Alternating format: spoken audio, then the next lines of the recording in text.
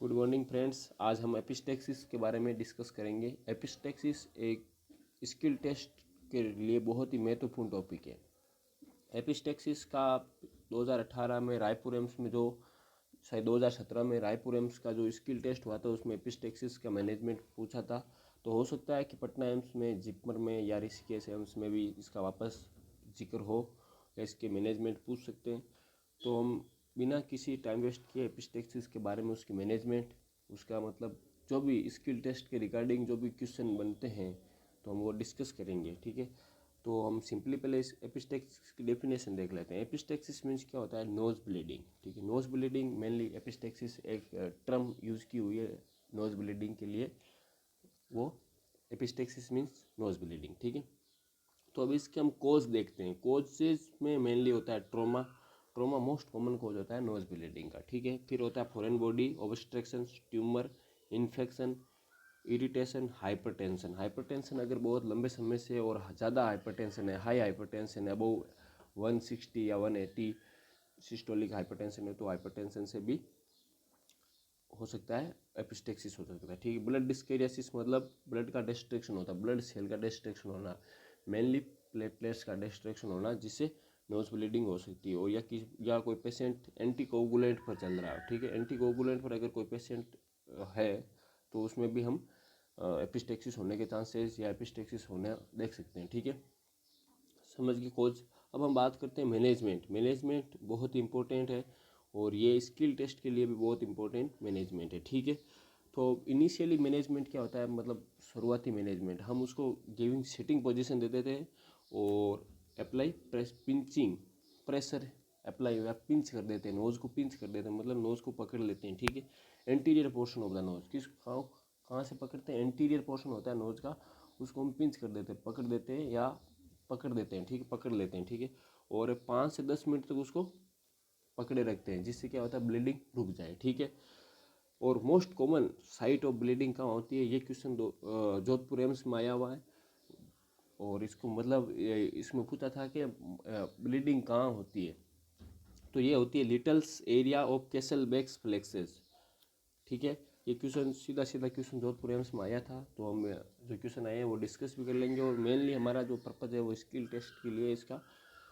तो most common of bleeding anterior part के Little's area of Kiesselbach's plexus में होती है। ठीक है, अब अगर हमको मोर डेफिनेटिव मैनेजमेंट चाहिए तो हम कोटराइजेशन कर सकते हैं। Bleeding cauterisation of bleeding vessels with silver nitrate, मतलब कोटराइजेशन मतलब उसको उसको डांट सकते हैं हम। ठीक है ना, किससे? सिल्वर नाइट्रेट, और सिल्वर नाइट्रेट के लेप से। ठीक है, सिल्वर नाइट्रेट के लेप से लेप कर देंगे, जिससे क्या हो सकता है, उसका ब्लीडिंग रुक सकती है। अगर इससे ब्लीडिंग नहीं रुके तो फिर हमको नेजल पैकिंग करनी होती है। नेजल पैकिंग मीन्स नोज़ को पैक करते हैं गोज से। ठीक है, स्मॉल गोज लेते हैं, उससे नोज़ को पैकिंग करते हैं। ठीक है, nasal packing can be unilateral और बाईलेटरल। यूनिलेटरल मतलब एक नोस्ट्रिल्स में या बहुत नोस्ट्रिल्स में, दोनों नोस्ट्रिल्स में अगर पैकिंग करनी है तो बाईलेटरल हो गई, और अगर एक नोज को या एक नोस्ट्रिल्स को पैकिंग करनी है तो यूनिलेटरल हो गई। ठीक है, अब हम गोज 0.5 इंच का गोज लेते हैं with antibacterial ointment, antibacterial ointment के साथ में, और इंसर्ट कर देते हैं एक वन। अगर यूनिलेटरल पैकिंग कर रहे हैं तो एक नोस्ट्रिल्स में, और बायलेटरल्स पैकिंग कर रहे हैं तो दोनों नोस्ट्रिल्स में इंसर्ट कर देते हैं। ठीक है, अब बात करते हैं हम इसकी, मतलब एक कॉन्ट्रा इंडिकेशन भी है। अगर कोई आप स्किल टेस्ट पे पेट्रोलियम गोज भी पढ़ा रहे और एक सिंपल गोज पढ़ा रहे तो आप पेट्रोलियम गोज को नहीं लेना है। क्यों पेट्रोलियम गोज को क्यों नहीं लेना है? क्योंकि पेट्रोलियम गोज में एंटी माइक्रोबियल प्रॉपर्टी नहीं होती है उसमें, वो कोई मतलब एंटी बैक्टीरियल की तरह काम नहीं करता है, और इसलिए। और एक माल ऑड्रस डिस्चार्ज बाद में, अगर नोजल पैकिंग करने के बाद में वो एक माल ऑड्रस मतलब बदबूदार डिस्चार्ज मतलब सिक्रेट या मतलब या देने लग जाता है, जिसके कारण हमको पेट्रोलियम गोज की ड्रेसिंग नहीं करते हैं। ठीक है, अब nasal packing should place for 48 to 72 hours तक नेजल पैकिंग की ड्रेसिंग करते हैं। एंटीरियर पार्ट में अगर ब्लीडिंग हो गई है एंटीरियर पोर्शन में, तो हम 50 से 48 टू 72 आवर्स तक हम नेजल पैकिंग रखते हैं। ठीक है, अब नेजल पैकिंग मतलब नेजल ब्लीडिंग दो प्रकार की हो सकती है। एक तो एंटीरियर पार्ट में, अगर नोज़ के एंटीरियर पार्ट में हो रही है तो एंटीरियर नेजल ब्लीडिंग, और अगर पोस्टीरियर पार्ट में हो रही है तो पोस्टीरियर नेजल ब्लीडिंग। सीवियर होती है वो पोस्टीरियर नेजल ब्लीडिंग होती है, क्योंकि वो नेजल के पोस्टीरियर पार्ट में होती है। ठीक है, पोस्टीरियर नेजल ब्लीडिंग में हम क्या करते हैं, पोस्टीरियर नेजल ब्लीडिंग का मैनेजमेंट देखते हैं। पोस्टीरियर नेजल ब्लीडिंग में पोस्टीरियर प्लग में भी नेसेसरी, प्लग मतलब एक जैसे मतलब छोटा सा गोज लेते हैं और उसको वहीं पे मतलब पोस्टीरियर जो नेजल कैविटी है उसको पैक कर देते हैं, उसको पोस्टीरियर नेजल प्लगिंग कहते हैं। ठीक है, प्लगिंग। ठीक, अब posterior nasal packing small rubber catheter वो कैसे करते हैं, ठीक है ना। अब ये स्किल टेस्ट रिगार्डिंग बहुत इंपॉर्टेंट क्वेश्चन बनता है, कैसे मतलब आप पोस्टीरियर नेजल पैकिंग को कैसे करते हो। ठीक है, तो उसके लिए हम एक रबर कैथेटर लेते हैं, रबर कैथेटर पास करते हैं नोज़ के थ्रू पास करते हैं ओरोफेरिंग्स तक, और ओरोफेरिंग्स से हम सीधा उसको माउथ से वापस उसको निकालते हैं। ठीक है, माउथ से उसको निकालने, माउथ से लेने के बाद में माउथ जो कैथेटर होता है उसको gauze pack is tied to the catheter, जो गोज पैक होता है वो कैथेटर के साथ बांध दिया जाता है। अभी मैं आपको इमेज बताऊंगा कैसे।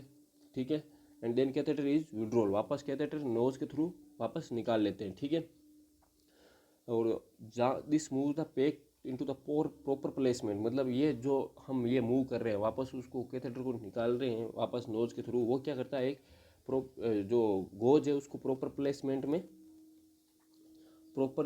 में या सूटेबल जगह पर वो प्लेस कर देता है। ठीक है, और नेजोफेरिंग्स पर मेनली नेजोफेरिंग्स पर ये जो हमारा गोज होता है वो नेजोफेरिंग्स पर प्लेस कर देते हैं, और posterior nose to apply pressure, और पोस्टीरियर नोज पर किसके लिए, प्रेशर अप्लाई करने के लिए। ठीक है, और दूसरा मेथड है नेजल बलून भी हम यूज़ में कर सकते हैं, अगर गोज नहीं है तो नेजल बलून भी यूज़ में ले सकते हैं। तो देखते हैं, हम वो इमेज बताता हूँ कैसे मतलब क्या करते हैं।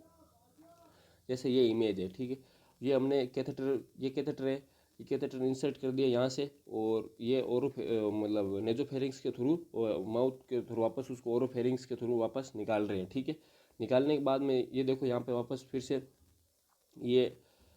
ये हमारा गोज है।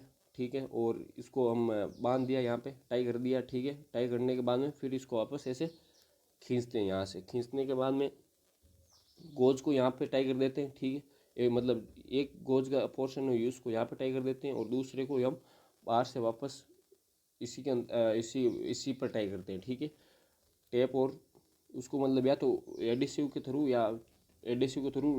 टेप कर देते हैं, कहाँ पे चिक पे टेप कर देते हैं। ठीक है, समझ गए। अब बात आती है इसकी आफ्टर नेजल पैकिंग, क्या मतलब आफ्टर नेजल पैकिंग हम नर्स का क्या रोल होता है। आफ्टर नेजल पैकिंग हम मॉनिटर करते हैं हाइपोक्सिया के लिए, पेशेंट हाइपोक्सिया नहीं हो गया, क्योंकि अगर कोई पेशेंट नोज़ के थ्रू सांस लेता है तो या ओरोफेरिंग्स के थ्रू सांस लेने में दिक्कत आ रही तो हाइपोक्सिया के लिए मॉनिटर करते हैं। रेस्पिरेटरी स्टेटस देखते हैं पेशेंट का, रेस्पिरेटरी स्टेटस भी मॉनिटर करते हैं। ठीक है, और बीपी भी मॉनिटर करते हैं, क्योंकि बीपी किस लिए मॉनिटर करते हैं, अगर हाइपरटेंसिव पेशेंट में अगर एपिस्टेक्सिस हो गया तो बीपी जरूरी है मॉनिटर करना, क्योंकि अगर बीपी कंट्रोल में नहीं होगा तो फिर चांस रहते हैं कि और एपिस्टेक्सिस हो। ठीक है, और एयरवे ऑब्स्ट्रक्शन का भी मॉनिटर करते हैं, कहीं एयरवे ऑब्स्ट्रक्ट तो नहीं हो गया, किससे, हमारा जो नोज़ नेजल पैकिंग की थी उससे एयरवे ऑब्स्ट्रक्ट तो नहीं हो गया, और कहीं वापस ब्लीडिंग तो शुरू नहीं हो गई या ब्लीडिंग रुकी नहीं थी।